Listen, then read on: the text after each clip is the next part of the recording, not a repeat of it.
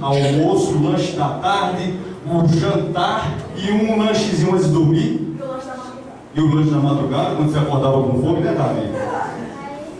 Aí, veja só, as condições eram péssimas.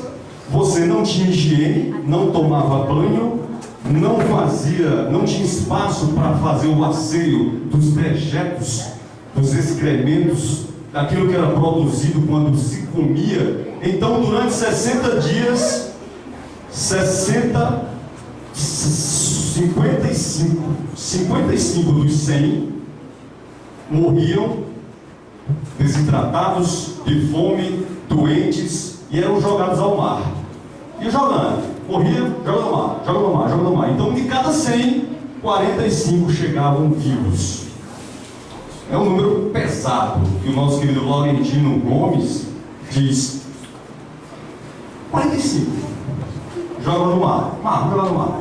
E era assim, quando eles chegavam aqui no Brasil, havia um mercado chamado do Valongo, se eu não me engano. Nesse mercado, depois que eles ficavam em quarentena para engordar um pouquinho e melhorar a aparência, para saber se estava doente ou não, ele chamava por favor, gosta de futebol? Joga bola? Como é teu nome? Arthur, hein? Então, ele chegava, vem mais pra cá. Evita levantar a mão, por favor, faixa mais um pouquinho, para não pegar na câmera ali, por favor. Obrigado. Senão a tua cabeça está pegando todo dia e não estou nem aparecendo. Aí, o que aconteceu, Arthur? Na hora que eles passavam na quarentena, que os escravos passavam na quarentena, o que é que ele fazia? Ele ia ser exposto à venda. Então, o comprador do escravo dizia bem assim: levanta a mão rápido, as duas mãos rápido, para cima, corre, vem pra cá. Deixa eu ver aqui. E abre a boca, bota a língua fora. Tem teoria não, né? Mas de novo, levanta a mão para cima, forte, rápido, dá um pulo. Pronto, beleza, pode sentar. Então, você está preparado para ser comprado. Você está preparado, está em boas condições. E era assim o teste, constrangedor. Com certeza, né? Não é menos de 10 mil, não. E aí era assim que você analisava um ser humano, que hoje, quando a gente vai comprar, os pais da vida vão comprar um peixe, um frango, vão comprar uma carne, pegam, cheiram, apalpam, analisam. Por favor, atenção, tá pegando ali, ó. Aí era assim. Era assim que era feita a compra do escravo. Existia um fato. Nesse período, eles queriam um escravo para ser a mão de obra para trabalhar na lavoura. O Brasil era um país agrário. A cana-de-açúcar, o café e outros cultivos. O que aconteceu? O que acontecia? Um escravo, a expectativa de vida de um escravo estourando, era 20 anos de idade. 20 anos, porque era trabalho pesado. Maus tratos, tortura, matança. Se fugisse, aí o capitão do mar. Mas aí a questão, nós vamos chegar na parte da fuga. Não adianta para um cachorro que fica dentro de uma vaga com água quente, ficar 20 dias. Então o que aconteceu? Por que os donos de escravo, os fazendeiros, eram tão duros, tão maus? Por quê? Porque a maioria das pessoas, a maioria dos portugueses que vieram, a maioria que veio para o Brasil, eram pessoas que tinham cometido crime em Portugal. Eram pessoas que eram criminosas em Portugal. Então vão para o Brasil, e aí chegavam aqui no Brasil, eles vinham geralmente sozinhos, não traziam mulheres. Então eram escravocratas do sexo masculino, que tinham cometido atrocidades em Portugal e vieram degradados para cá. Vamos para lá, nós não queremos vocês aqui em Portugal não, vamos para o Brasil. E aí eles faziam tantas maldades. É um prazer para eles torturar, ao mesmo tempo em que a tortura servia de exemplo para os outros. Um escravo durava em média Alguns duravam só um ano e morriam. Tem um documentário que eu estava assistindo que ele diz, ó, era um ano e morria, e aí ele, mas, oxe, e você não era prejuízo deixá-lo morrer de tanto trabalhar? Não, mas ele já tinha trabalhado o suficiente para tirar o investimento feito e para comprar outro. E tinha dado muito lucro, então morria, eu comprava outro. E por que não estimular, por exemplo, a procriação, a reprodução? Não, porque era muito mais caro pegar um bebê escravo, um bebê, e alimentá-lo para ele chegar até os 15 anos, 12, 15 anos, do que era mais caro fazer isso do que comprar um adulto que já estava pronto para trabalhar, pronto para dar o melhor de si. E morrer em um ano. Aí a gente vai trazer aqui, existe um termo chamado no Brasil, durante muito tempo existiu, chamado democracia racial. O termo democracia racial remete a um país em que não há discriminação de raça e cor. Eu não estou te ouvindo. Fala, levanta para mim, levanta o teu nome. Israel. Não baixa a cabeça não, olha para os colegas e fala. Os brancos também eles fazem luta com os negros para decidir quem ganha dinheiro também.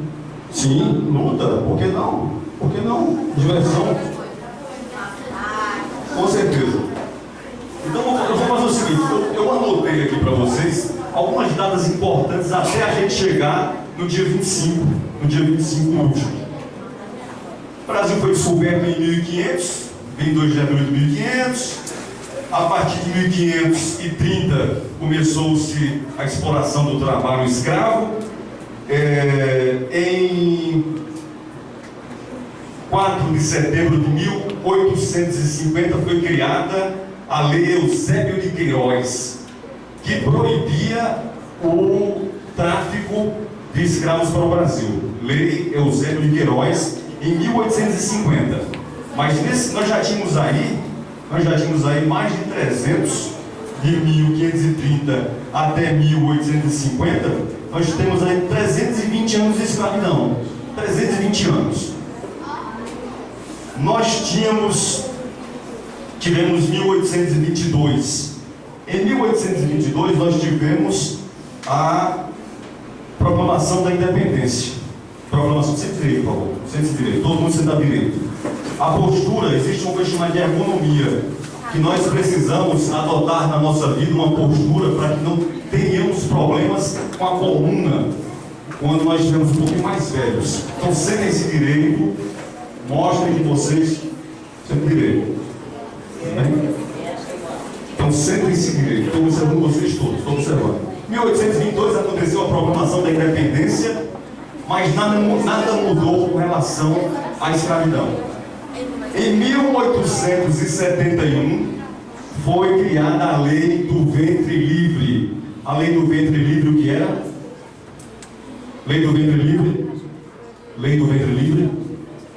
Lei do Ventre Livre, atenção, atenção. Quem pode me dizer o que era a Lei do Ventre Livre? Ok, atenção, rapidamente, seu nome, por favor. Era que todo negro que nascesse naquela data era libertado.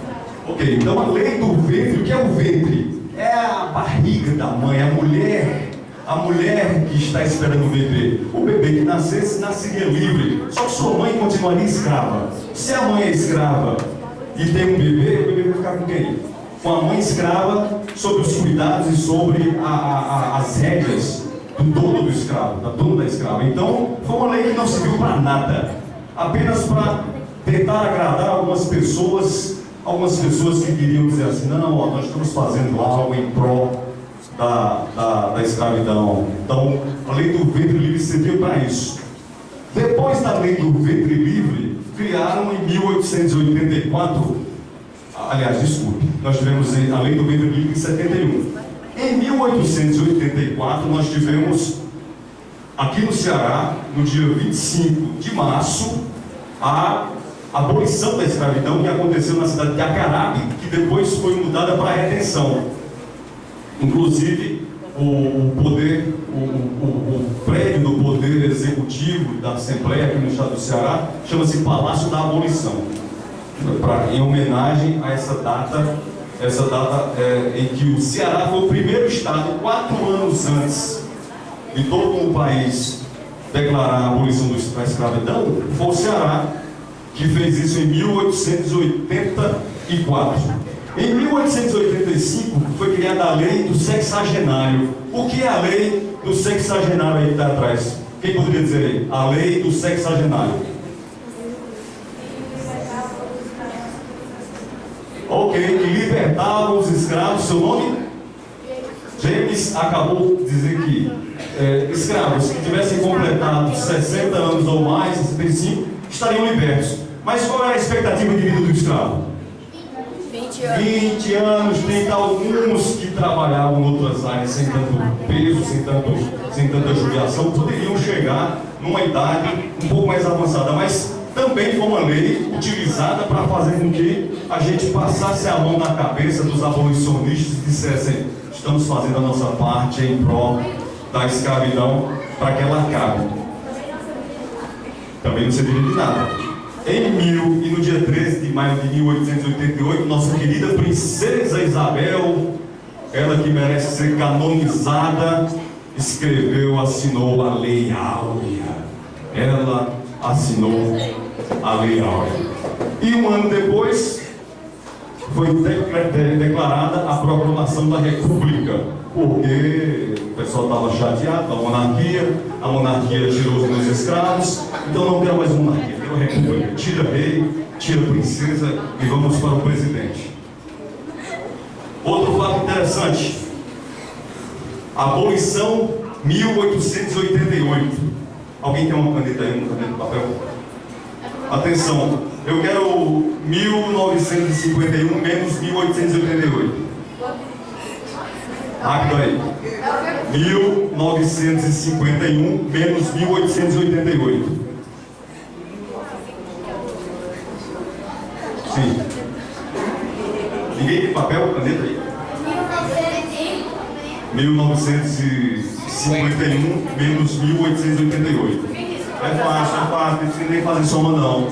88 mais 12, 900, 90, 12 mais 51, 63. 63 anos depois, um cidadão chamado Afonso Arinos, 63 anos da abolição da escravidão, Afonso Arinos criou a lei chamada, que recebeu o nome dele, que é a Lei 1390, que proíbe a discriminação racial no Brasil. Em 1951 foi feita essa lei, que ninguém foi preso em função dela. Ninguém foi preso em função da lei Afonso Arinos.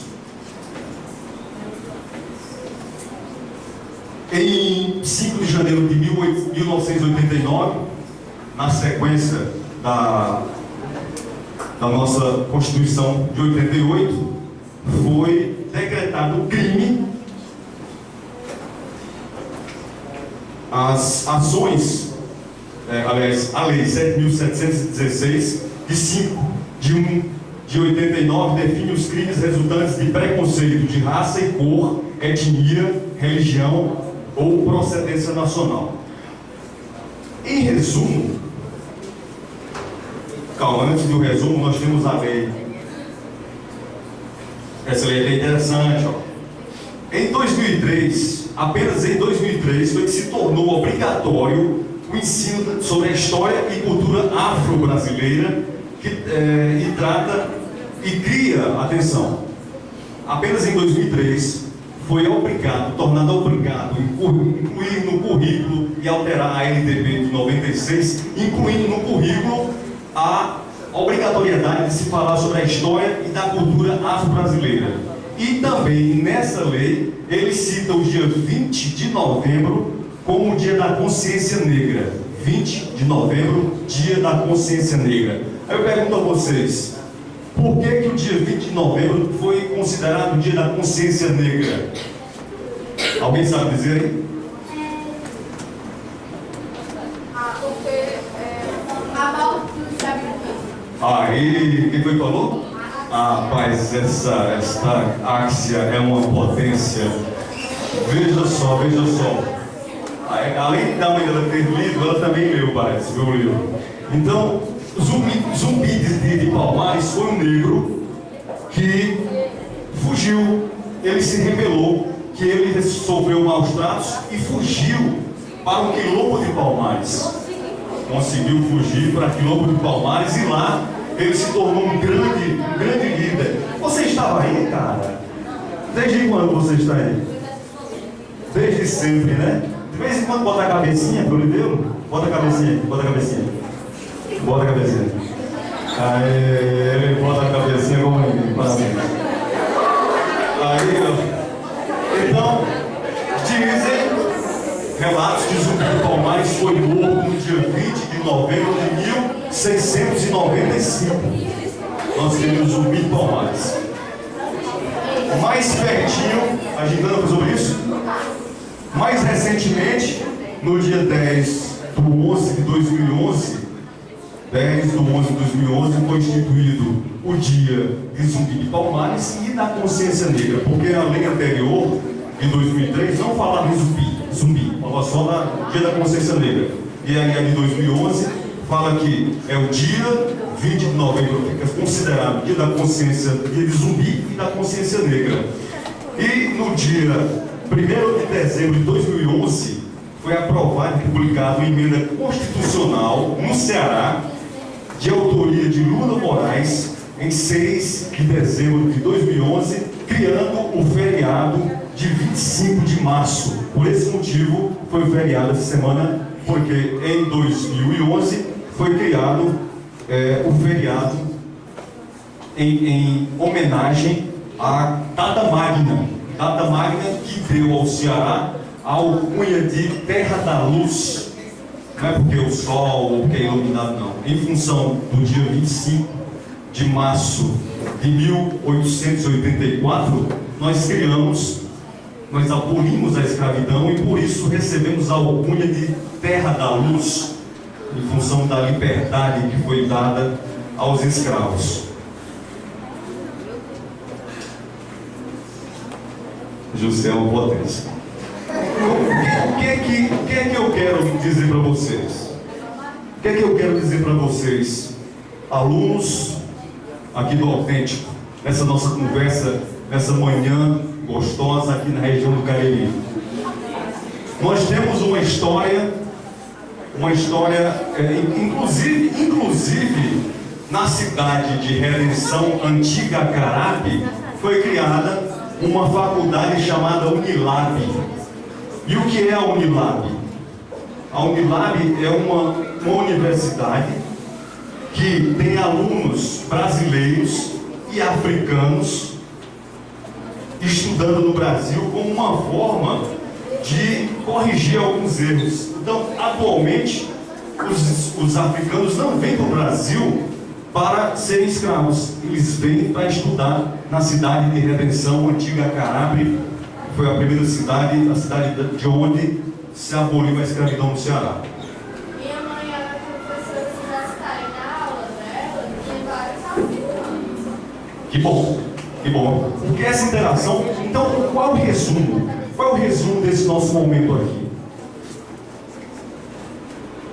Nós precisamos plantar, vocês precisam plantar na sociedade, nas suas vidas, nas suas relações, a diversidade, a tolerância, o hibridismo, a mistura, porque nós somos fruto da mistura. A mistura de portugueses, a mistura de africanos, de índios, de europeus, e você pega essa mistura toda e produz o povo brasileiro. Você não produz um secundário do português ou um secundário do africano. Nós produzimos o povo brasileiro, que é a mistura de todas essas raças. E se nós somos a mistura de todas essas raças, por que então haver a discriminação racial? Por que então? Se nós somos a mistura, se nós somos tudo, a ligação de todos esses. O Henrique vai falar. Henrique é ele. Professor, o senhor é racista? Se eu sou nazista. Uma ótima pergunta. Uma ótima pergunta. O nazista era o cidadão, né? O que é o nazismo? O Hitler, que é o maior ícone do nazismo, ele pregava a eugenia. Ele dizia que a raça ariana tinha que ser pura. Somente a pureza de raça seria capaz de garantir o sucesso de um país. Somente a pureza. Aquilo que fosse fora desta pureza, que não fosse alemã, teria que ser expurgada, exterminada, massacrada. E foi isso que ele fez com os judeus durante a Segunda Guerra Mundial. Ele era intolerante, como muitas pessoas são intolerantes na sociedade. Então o intolerante, ele não permite a diferença do outro. Se não for igual a mim, precisa ser exterminado. Então no meu coração, eu não tenho a vontade de exterminar ninguém. E eu respeito as diferenças, respeito a diversidade de cor, de credo, de raça, de opinião política, de futebol. Então, por esse motivo, por respeitar a diversidade, é que eu não sou nazista. Eu respeito você, gosto de você e você é um cara legal. Então, por esse motivo, eu não sou nazista. Tá? Então, é o seguinte. Tem um autor, para finalizar esse nosso momento, em que eu peço a vocês o respeito à diversidade, o respeito à diferença. Tem um autor que eu descobri, eu fiquei fascinado por ele ontem, um autor dinamarquês.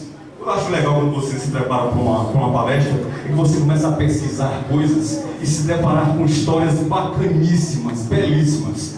E o autor que eu vou trazer para vocês agora é o nosso querido, o nome dele é Hans Christian Andersen, dinamarquês, que viveu entre os anos, nasceu em 1805 e morreu em 1875. Semana que vem nós vamos estar completando 210 anos de seu nascimento. O que foi que ele fez? Ele era um menino pobre, ele era pobre, o pai dele morreu aos 12 anos de idade, e ele se achava diferente dos outros. Ele era meio que humilhado pelos coleguinhas, ele sofria bullying na escola com outro nome. E ele era meio que um patinho feio. E por se sentir um patinho feio durante sua vida, foi que ele escreveu a história do patinho feio. Aquele cisne que estava no ninho dos patos, que foi rechaçado, que foi humilhado, que foi jogado para fora, que foi sofreu discriminação, que se sentiu mal, que teve depressão. Mas o patinho feio era um belíssimo cisne. Então todos nós somos cisnes, todos nós somos patos, todos nós somos aves. E já Leonardo Boff, no seu livro A Águia e a Galinha, todos nós podemos voar, todos nós podemos reconquistar e ganhar o mar, ganhar os ares. Quem falou? Oi? Ensinar a voar.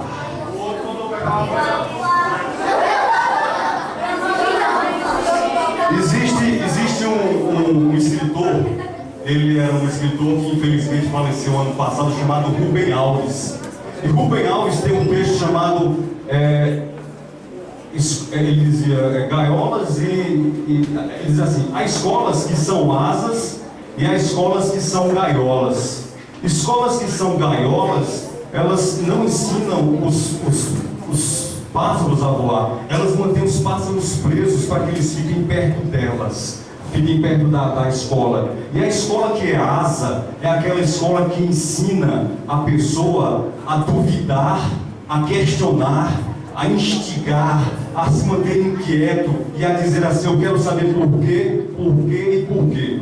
Então ensinar a voar é ensinar a querer descobrir por si, a se impressionar com a beleza dos fenômenos naturais, a se interessar pela natureza. E o voo da mente é muito maior do que o voo do corpo.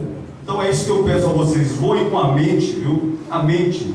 Imagine, escreva, descubra e faça o que o nosso querido Hans Christian Andersen fez. Voe, voe. E sejam patinhos, sejam cisnes, mas que vocês respeitem a diferença. A diferença vai sempre existir e é bom que ela existe porque vamos aprender com ela. Essa é a minha mensagem de hoje, espero que vocês tenham gostado. Ah, você quer uma imitação, né?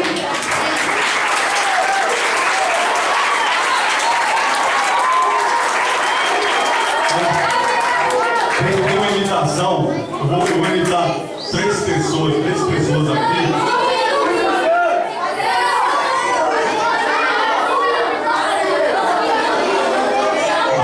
Atenção. Então, por exemplo, na nossa sociedade, nós temos muita intolerância. Eu tenho um personagem chamado Patrícia dos Santos. Patrícia dos Santos fala bem assim, ó. Bem, gente, é um prazer enorme estar aqui com vocês, viu? Eu queria dizer que eu vi muitas pessoas bonitas aqui na sala. Gatinho. Essa tua pastinha é linda. E eu vi esse ali, como é o seu nome, grandão? Fica em pé pra eu te ver. Nossa, como ele é grande. Levanta o pé pra cima. Que pesado. Gente, olha. Ele quer que eu imite o Faustão, mas eu não vou imitar o Faustão, vou imitar. Meu bestado, eu busquei a tua mãe, a mulher do teu pai.